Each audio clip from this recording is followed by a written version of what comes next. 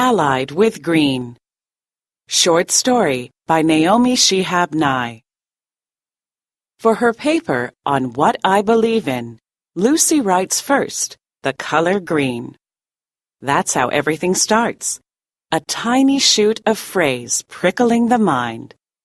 Then she runs around for a few days doing other things, but noticing the green poking up between buildings, on sides of roads, in front of even the poorest homes. How pots of green lined on rickety front porches, hanging baskets of green on light posts downtown.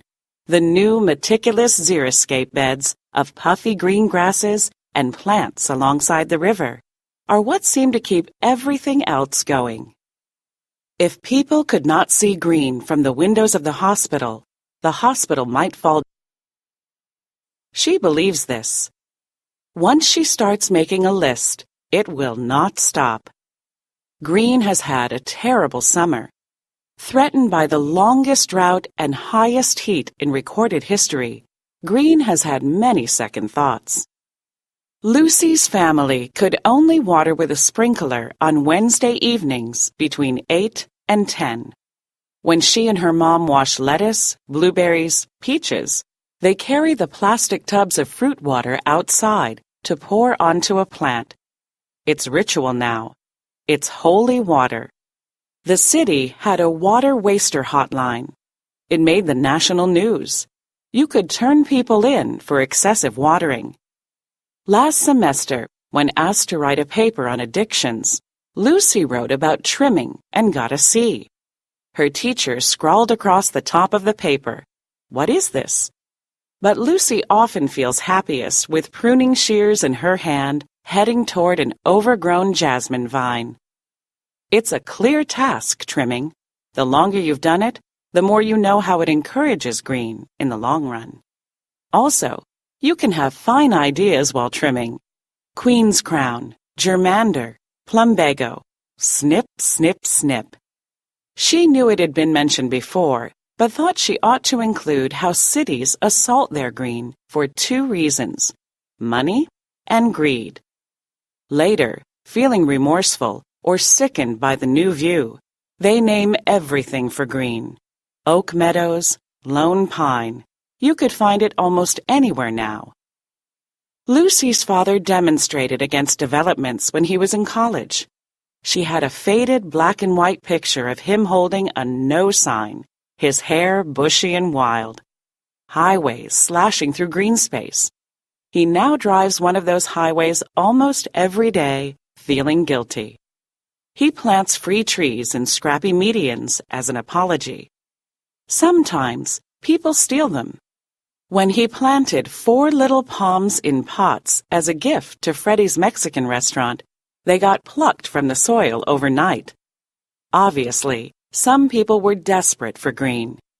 And surely, with all the population issues now, some developments were necessary.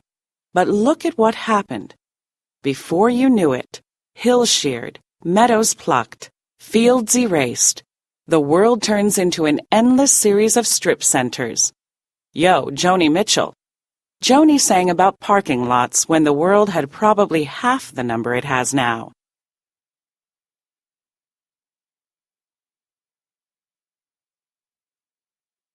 Her dad told her that.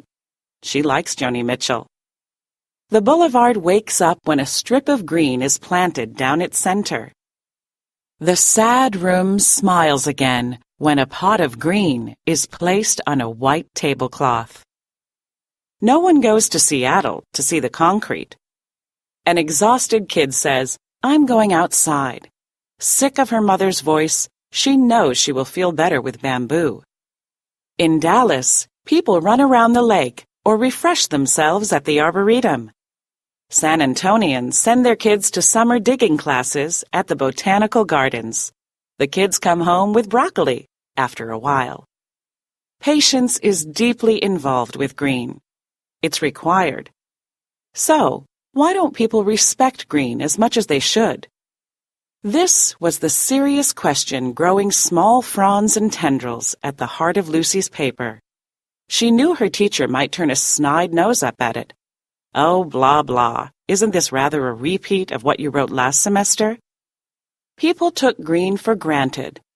They assumed it would always be skirting their ugly office buildings and residences, and so they didn't give it the attention it deserved. Somewhat like air.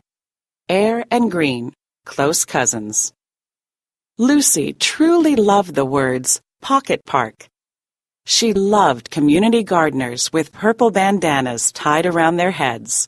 She loved their wild projects, rosemary grown so big you could hide in it. She loved roofs paved with grass.